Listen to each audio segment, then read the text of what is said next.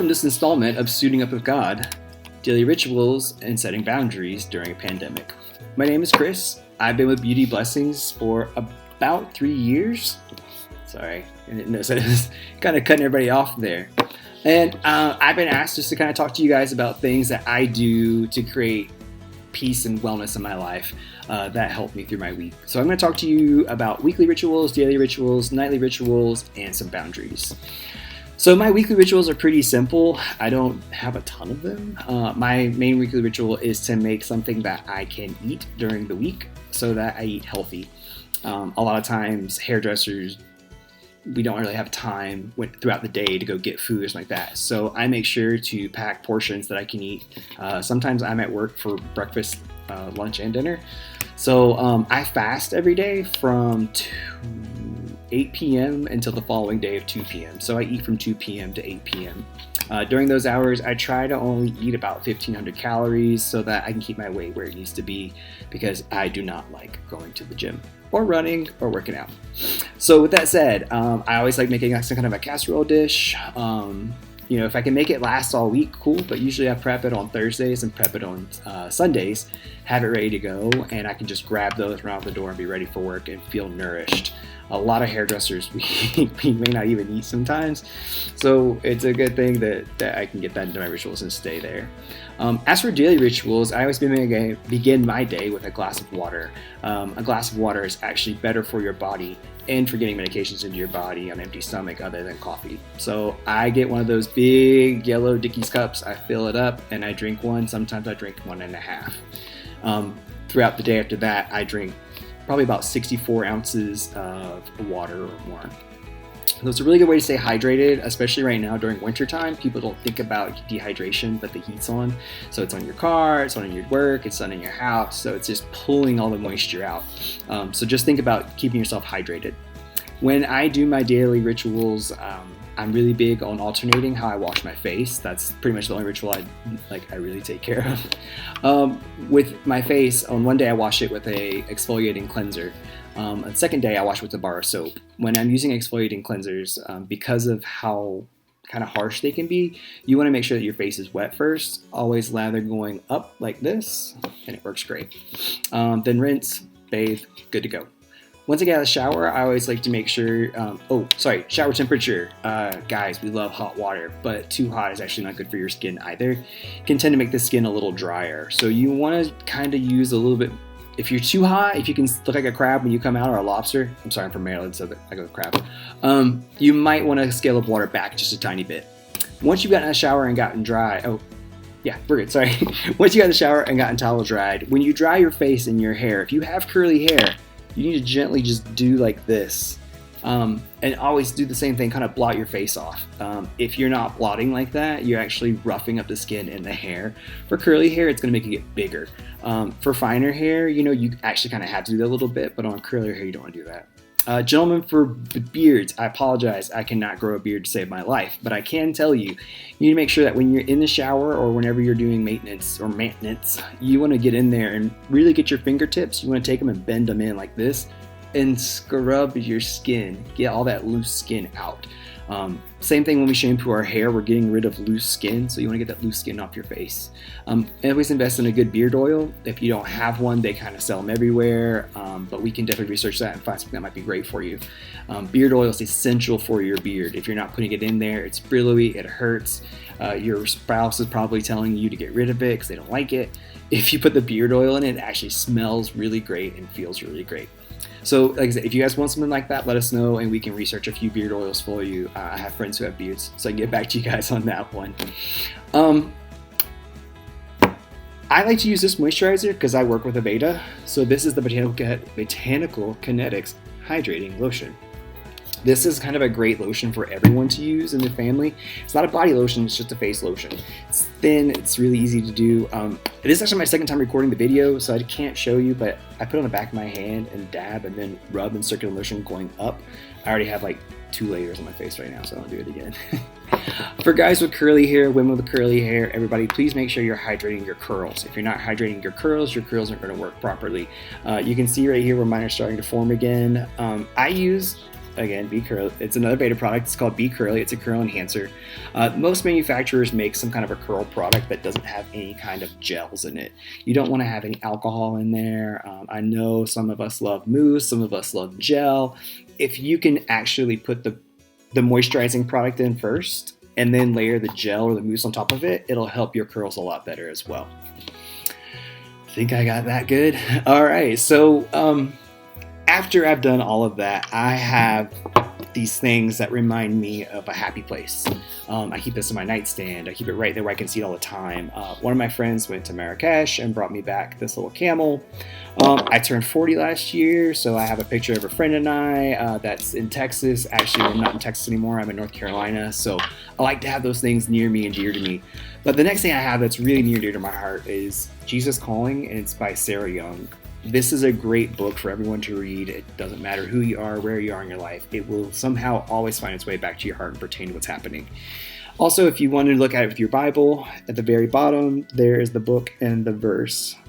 So it's a great way for you to really keep that communication open with God. It's something I recommend. It's one of those things if you're having a bad day, God always gets you back to the good day. I always do my silent prayers, and within 5-10 minutes, I'm calm. Everything's great. So I really enjoy that. In the evenings, my nightly routine is pretty much probably like everyone else's who's over the age of 40 or more. I have a couple of things I take at night. I always make sure to take those about 2 hours prior to going to bed. I feel like if I give it 2 hours, it really has time to get into my system and work the way I want it to work. So I always recommend doing that. If you can, prior to going to sleep, do some prayer, do some self-reflection. I think a lot of times I used to always, when I was younger, of course, I think prayer changes as you get mature.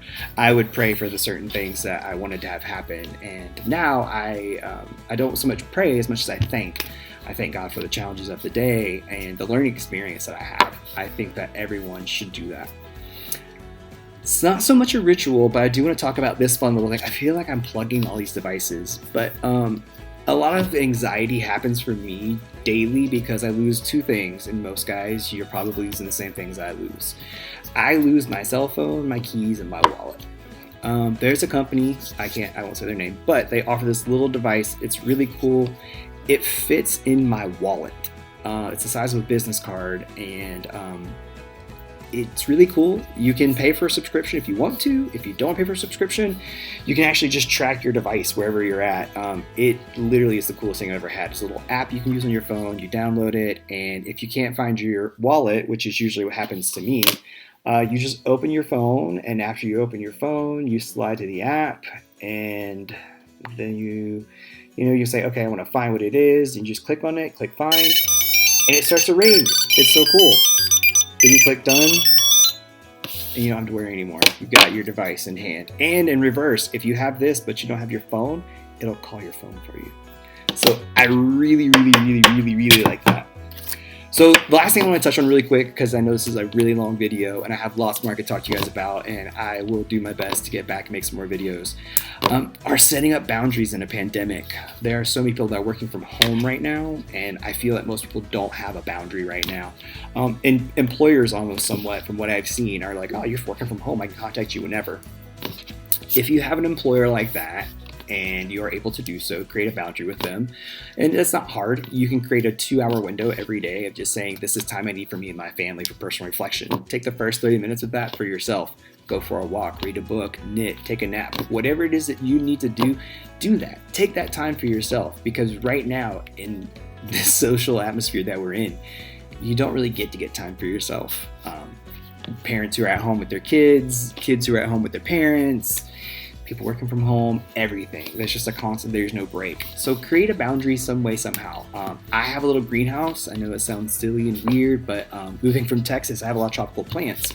And I live in a smaller place than I lived before, so we have everything in the greenhouse. And I go out there every day. I check my barometer. I check my temperature. I check the plants. And then, I take some time and I play with the dog. I sit and talk to my spouse about, how their day is. I'm not talking about my day. I'm talking about their day. And that's a great boundary for me as well, because I don't jump on the train of, well, this happened to you until it happened to me.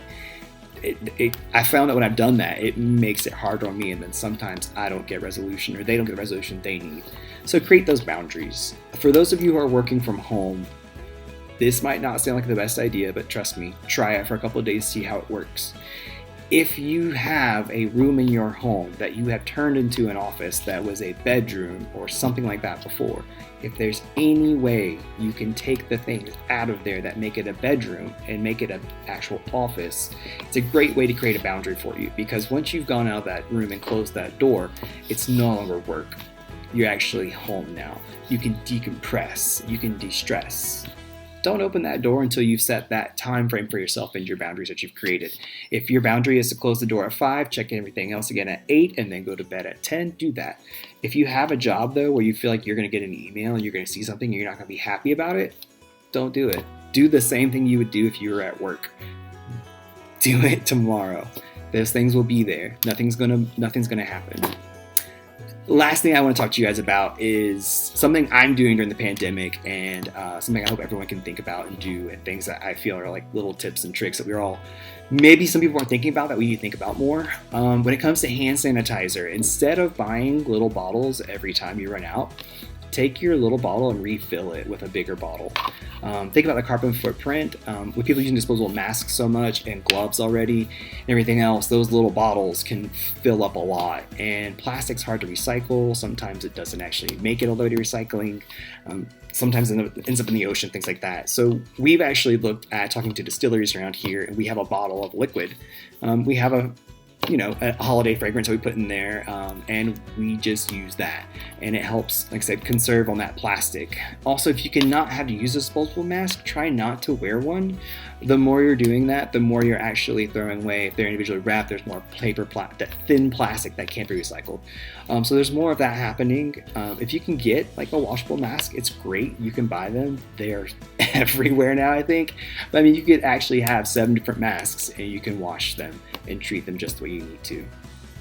Other than that, I apologize. I didn't have as many notes prepared as I thought I did, but I will write them down. If you have questions, let us know. I will be more than happy to expand upon some topics if you would like for me to do so. And during this time, just everybody think about, Beauty Blessings, we started being able to help the homeless. And during this pandemic, it's been really hard for us to be able to do that, because everyone's resources are so limited. There are millions of Americans who are still jobless. There are millions of people who are homeless, and we just don't have the resources we had in the past. If there's any way you can help out, please do so. If it's just volunteering at a food bank, just something to let people know that they're still a part of your life, and that you can still help them, and that God can still reach them. Thank you so much for watching. My name is Chris. I work at Larkspur Salon in North Carolina, and I enjoyed the fact that you guys just are helping out and being with us today. Have a great time. Goodbye.